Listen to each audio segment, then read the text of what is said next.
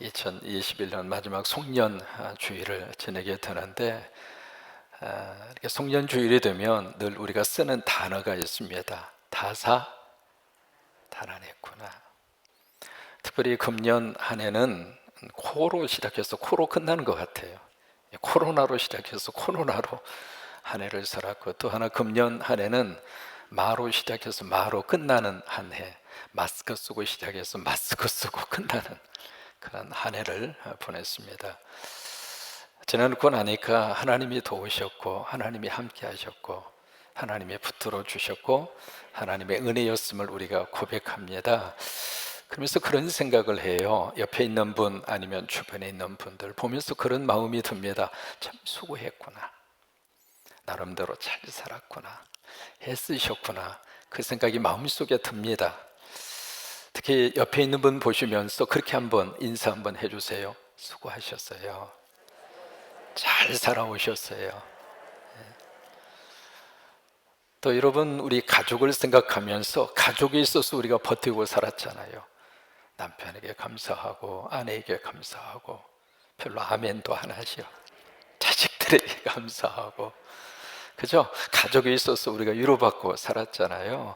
그래서 우리 가족을 마음속에 생각하면서 참 잘 살았다, 수고하셨다, 감사하다, 그런 마음을 우리가 표현하는 오늘 송년 주일이 됐으면 좋겠고, 또 하나 가장 우리 머릿속에 기억나는 분은 누구일까요? 하나님이시죠. 하나님이 지켜주셨고, 하나님이 코로나로부터 보호를 해주셨고, 또 하나님이 먹고 살도록 하나님께서 공급을 해주셨고, 이제 그것을 우리가 잊을 수는 없잖아요. 또 하나 빠뜨려서는 안 되는 대상이 있습니다. 누구냐면 여러분 자신입니다. 나 자신을 향해서 그렇게 한 번 정도는 그렇게 위로해 줬으면 좋겠어요. 손을 한번 가슴으로 껴안으면서 여러분 자신에게 그렇게 스스로를 그렇게 위로하시면서 이야기하셨으면 좋겠습니다. 수고했네, 잘 살았네, 애써 주었네. 그래요.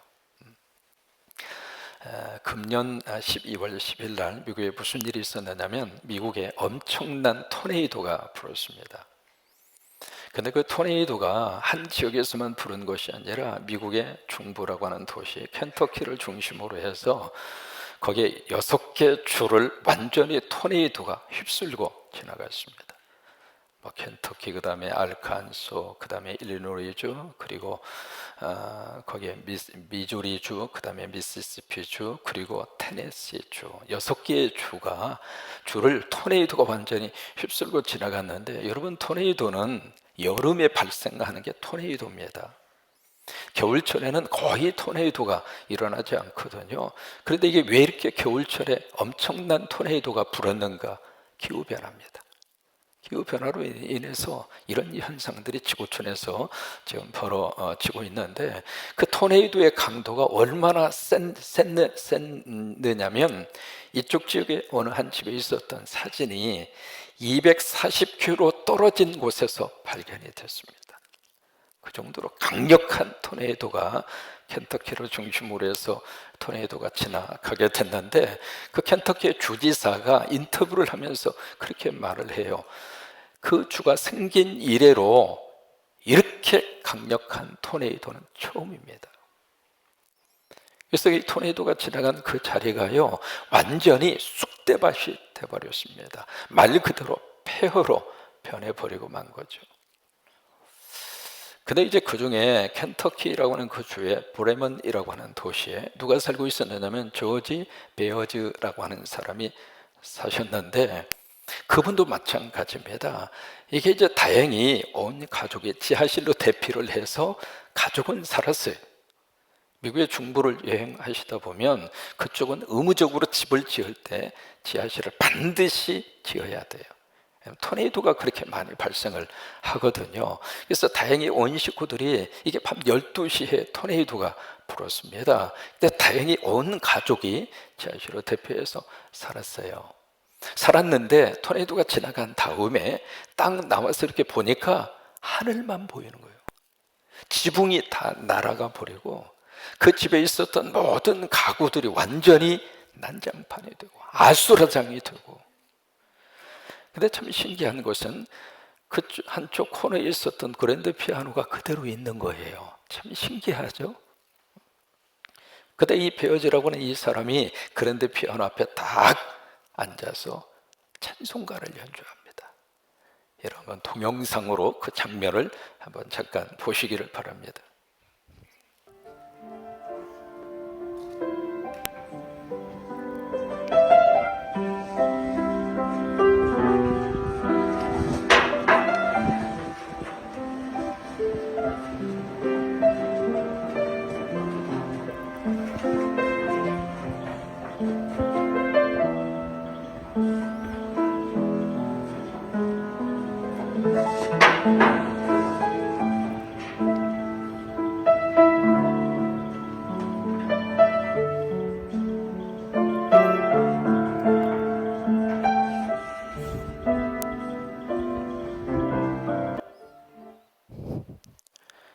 그런 분위기가 좀 느껴지시나요? 저 속에서 그분이 피아노 반주를 하시는데 저걸 동생이 찍어서 유튜브에 올려준 거예요. 근데 피아노를 반주했는데 그 곡이 무슨 곡이냐면 There is something about that name. 무슨 말이냐면 그 이름 속에 뭔가가 있습니다. 제목이 그래요.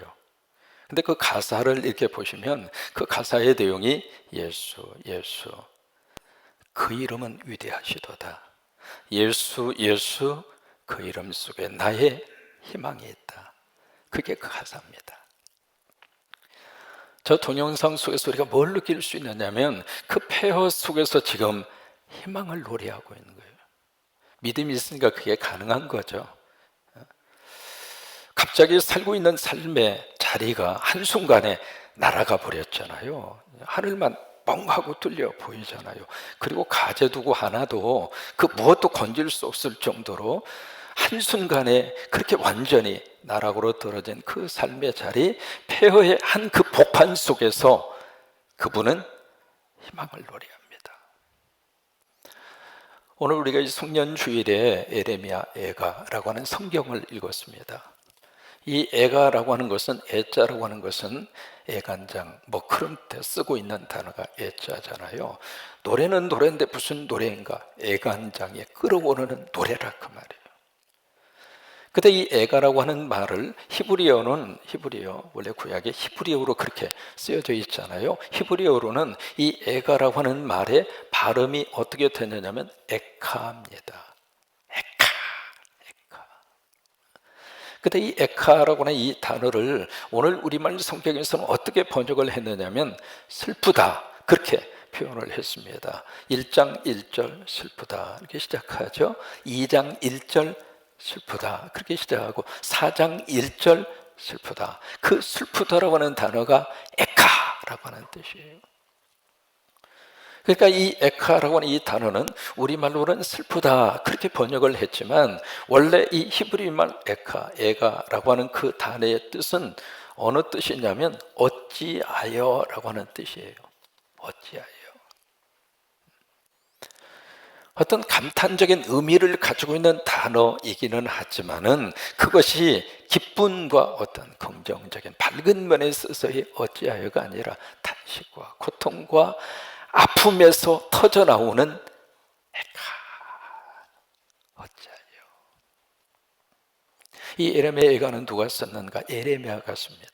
모두가 다 5장이거든요. 그래서 1장에서 4장까지가 에카입니다. 슬픈 노래입니다. 그래서 1장에서 4장까지 읽으시면 참 그 분위기 자체가 아주 슬퍼요.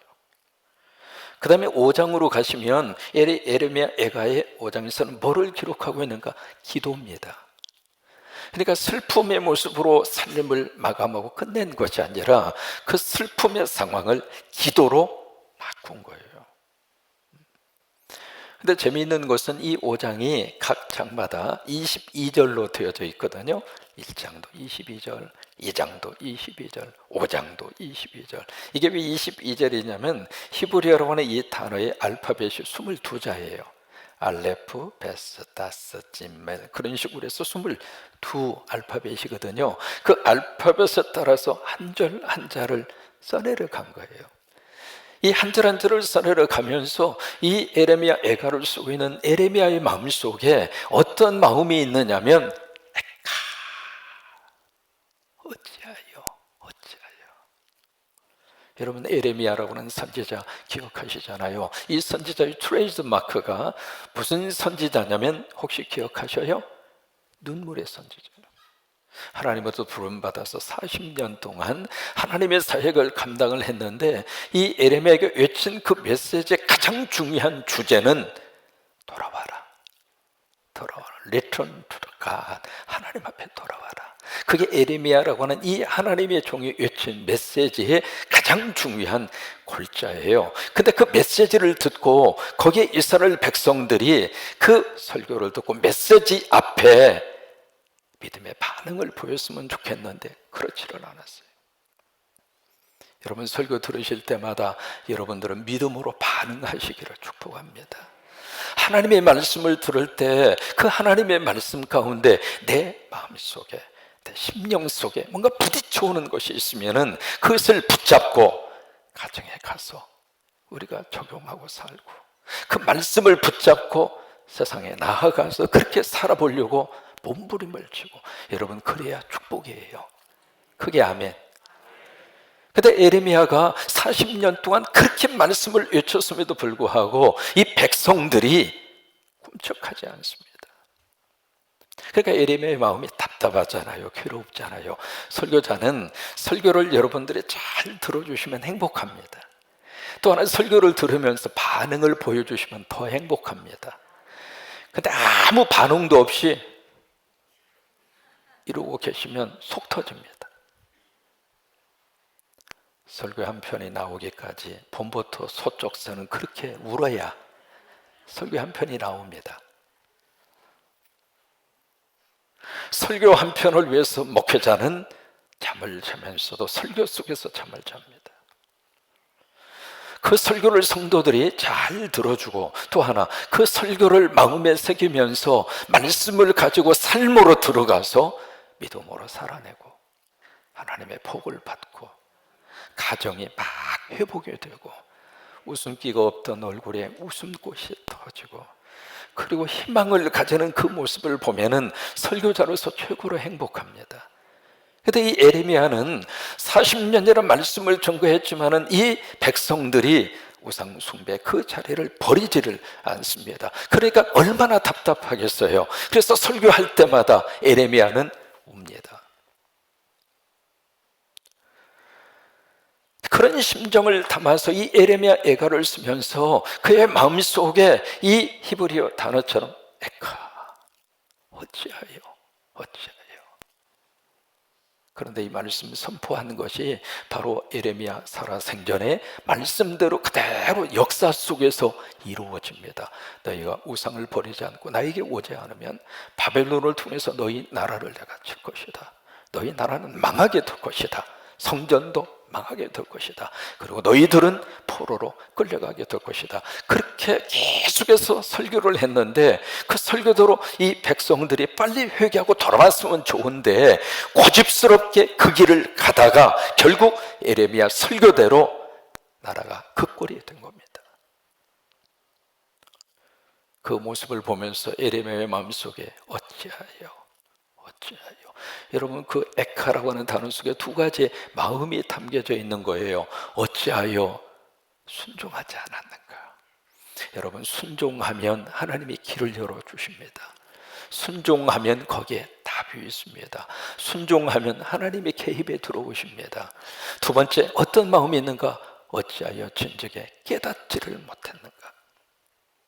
그 마음을 담아서 이 에레미야가 애가를 써내려가는 거예요. 이게 마치 지금 황량한 폐허 같은 것처럼 여러분들이 아까 영상에서 보신 것처럼 하루아침에 모든 삶의 자리가 완전히 박살이 난 것처럼 에레미야가 살았던 그 나라, 그 조국의 현실이 폐허로 변해버린 거예요. 근데 그 속에서 오늘 본문의 말씀은 그 속에서 희망을 노래하고 있습니다.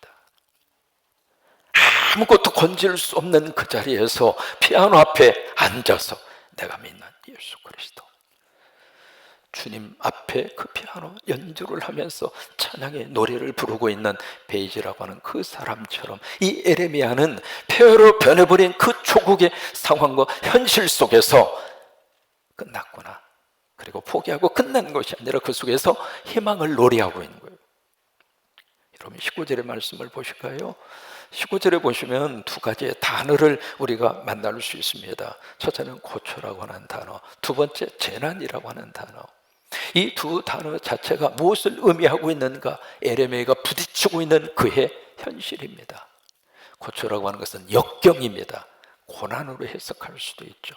이 재난이라고 하는 것은 바로 방황이라고 하는 뜻입니다. 그러니까 지금 이 에레미야 스스로가 얼마나 고통스럽고 얼마나 지금 방황하고 있는가라고 하는 것을 여기서 언급을 하면서 이 스스로가 지금 겪고 있는 고초와 이 재난이 무엇으로 느껴지는가? 쑥과 담즙으로.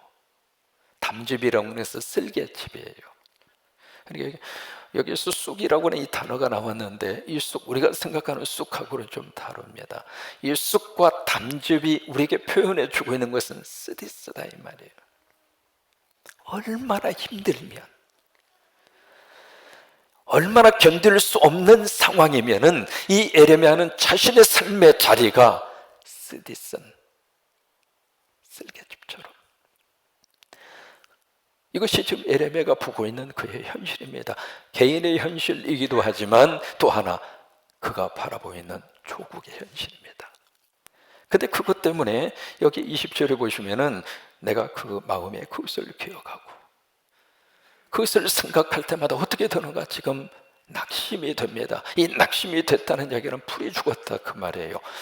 살아갈 용기를 얻지를 못한다 그 말이죠. 어떤 면에서 우리가 지금 코로나라고 하는 이 엄청난 이 토네이도를 우리가 2년 동안 겪으면서 알게 모르게 익숙해지기도 했습니다마는 이게 언제쯤 끝날 것인가? 그러다 보니까 마치 토네이도가 지나간 자리처럼 때로는 내 생각이 황폐해지고 경제적인 상황이 황폐해질 수도 있고, 그런 것처럼 이 에레미야가 겪고 있는 일이나 지금 우리가 이 송년주의를 지내면서 마음속에 각자 나름대로 가지고 있는 그 어려움이나 비슷한 그런 상황을 맞이하고 있다고 하는 거예요. 그런데 놀라운 것은 21절에 보시면은요, 이런 폐허 속에서 이 에레미야는 희망을 노래합니다. 21절이거든요. 같이 한번 읽습니다. 이것을 내가 내 마음에 담아두었더니 그것이 오히려 나의 소망이 되었노라. 여러분, 오히려 나의 희망이 되었습니다. 여러분, 이 은혜가 오늘 이 송년주일에 여러분 가운데 임하시기를 축복합니다. 오히려 나의 희망입니다. 인류의 역사를 살펴보면은요, 이 팬데믹이 거쳐 지나갈 때마다 팬데믹을 통해서 엄청난 많은 사람들이 희생을 당하고, 그리고 죽지 않아도 될 사람들이 죽고 그랬어요. 그런데 이 팬데믹이 끝나고 나면 그 다음에 인류의 역사는 반드시 한 단계 올라갔습니다. 중세시대에 유럽을 휩쓸었던 페스트라고 하는 것이 유럽 지역의 3분의 2가 죽어나갔습니다. 그 속에서도 그것이 끝난 다음에 인류 역사는 어떻게 발전했는가? 르네상스라고 하는 문의 부흥이 페스트 역병과 그 팬데믹이 끝난 다음에 문의 부흥이 일어났습니다. 이번에 코로나라고 하는 이 팬데믹도 마찬가지입니다. 지나가고 나면 인류 역사는 발전합니다. 그러니까 에레미야는 자신이 지금 황폐하게 이를 데 없는 자신의 삶 속에서의 고초와 그 재난이 내 인생을 짓누르고, 그리고 여기서 내 인생을 포기하는 것이 아니라 오히려 난 거기에서 희망을 가집니다.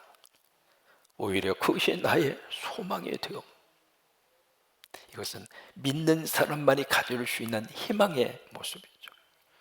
피아노 앞에 앉아서 예수 그 이름 속에 위대함이 있네, 예수 그 이름 속에 나의 희망이 있네. 그 찬송을 연주할 수 있는 사람은 믿음 있는 사람밖에는 그렇게 할 수 없는 거예요. 예레미야가 그것을 보는 거예요. 근데 이 소망의 근거가 어디에서 그가 소망의 근거를 찾고 있는가? 그 다음 절에 보시면 22절입니다. 이것이 바로 예레미야가 붙들고 있는 희망의 근거입니다. 같이 한번 고백하죠. 여호와의 인자와 긍휼이 무궁하심으로 우리가 진멸되지 아니함이니이다. 이것이 희망의 근거입니다. 여호와의 인자와 긍휼이라고 하는 것은 하나님의 속성이에요. 인자라고 하는 말을 히브리어로 그 유명한 말입니다. 헤세드라고 하는 말입니다. 이 하나님의 인자하심은 어떤 특성을 가지고 있느냐면 주고 또 주고 주고 또 주고 아멘. 주고 또 주고. 이게 하나님의 인자예요. 그러니까 예레미야의 희망의 근거는 어디에서 찾고 있느냐면 하나님에게서 찾는 거예요. 여러분, 하나님은 살아계십니다. 하나님은 지금도 살아계십니다. 그리고 그 하나님은 여러분과 함께 살고 있습니다.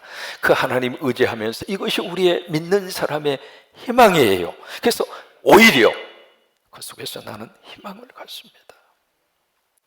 여러분, 희망을 가지고 한 해를 잘 아멘으로 마무리하시고 희망을 가지고 새해를 맞이할 수 있게 되기를 바랍니다. 그래서 그 다음 절에 이런 고백을 합니다. 23절이죠. 같이 고백하십니다. 이것들이 바로 뭐냐면 그 앞에 22절이잖아요. 나 하나님 때문에 나 죽지 않는다. 그거잖아요. 진멸되지 아니함이니이다. 그 이야기는 나 하나님 때문에 망하지 않습니다. 나 하나님 때문에 기죽지 않습니다. 나 하나님 때문에 다시 일어서겠습니다. 그 말 아니겠어요? 그러면서 23절에 바로 이것들이 아침마다 어떻게 돼요? 새로우니 주의 성실이 크도소이다. 이게 아침마다 내 안에 새롭게 와닿는 거예요. 하나님을 기억하고 아침마다 오늘 하루도 하나님이 생명을 주시는구나. 오늘 하루도 하나님이 살게 하시는구나. 오늘 하루도 하나님이 또 다른 기회를 나에게 주시는구나. 그게 내 마음속에 새롭게 와닿는 거예요.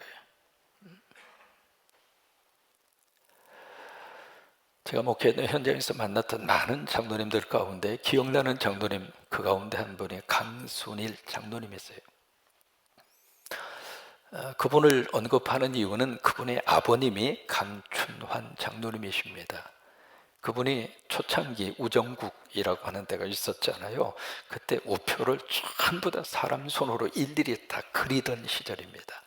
근데 그 우표를 그린 분이 그 강춘환 장로님, 우리 기장교회 용산지혈교회 장로님이십니다. 그분 아들이 강순일 장로님이세요. 빌 건축 회사 설계를 하셨어요. 제가 미국으로 간 다음에 이분이 병에 걸려서 투병 생활을 하고 있다는 이야기를 듣고 한국에 올 기회가 있어서 터미널 앞에 있는 거기에 강남 성심병원에 입원하고 계셔서 거기에 갔어요. 가서 이제 같이 신방하고 이야기를 하는데 이 장로님이 내 손을 꽉 잡더니 목사님, 호흡하는 것이 이렇게 감사한 줄을 몰랐어요. 그 이야기를 하는 거예요.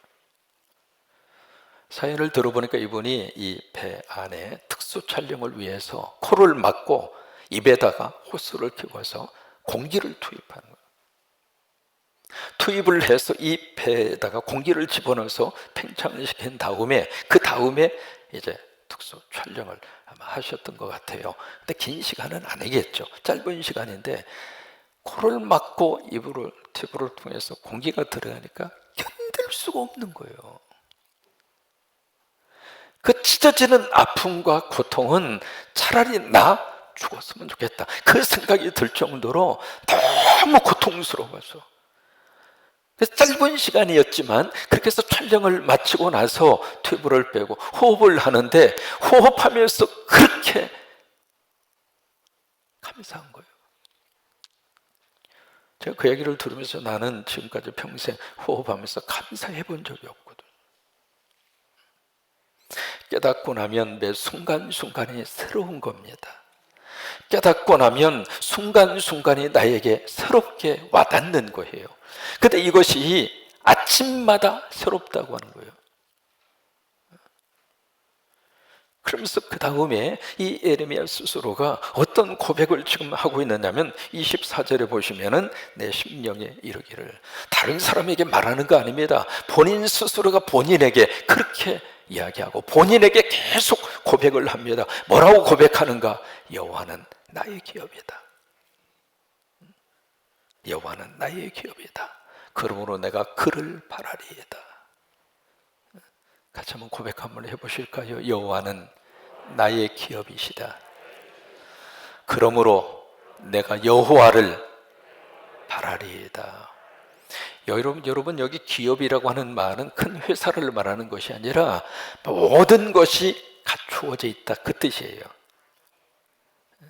하나님이 나의 기업이라고 하는 것을 시편 23편 1절이 그렇게 표현한 거예요. 여호와는 나의 목자시니 내게 부족함이 없으리로다.